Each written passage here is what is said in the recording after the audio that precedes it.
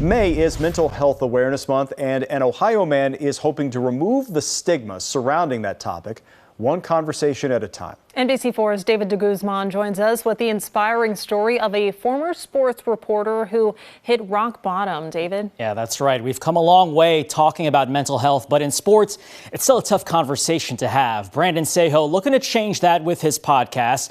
But first, he had to confront some demons of his own. And a warning, this story does contain a discussion about suicide.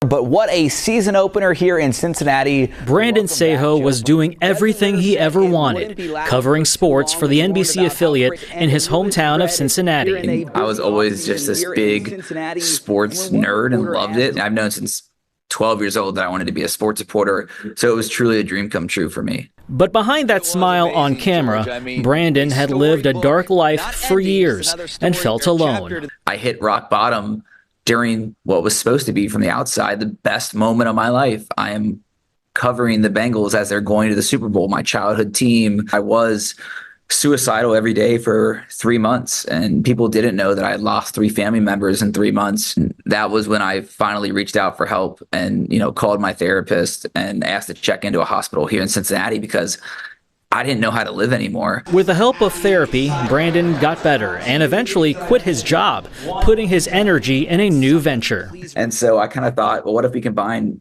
my passion for journalism and mental health together? And that's where the idea of The Mental Game was born. The Mental Game is a podcast talking with athletes and celebrities about mental health. His first guest was a longtime friend and former Buckeye, Sam Hubbard. We did the interview. It was great. And he's like, yeah, dude, I think it could work. Like, I think you could help people by doing this.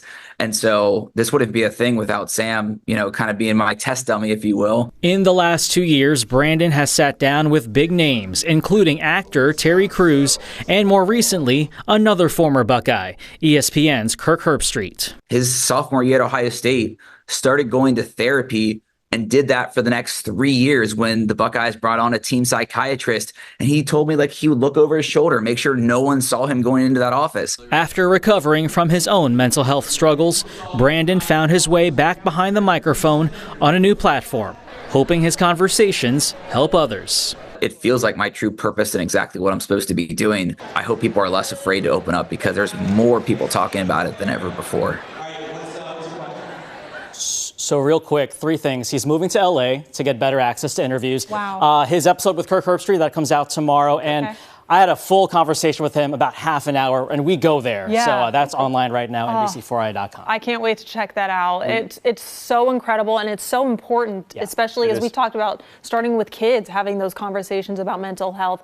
Breaking down those barriers, allowing people to have those conversations. It's eye-opening. Oh, fantastic. And Brandon we remember him from Channel 5 in Cincinnati. Great at his job, and he's great at this job. Yeah, great story, David. Thank you. Thank you so much.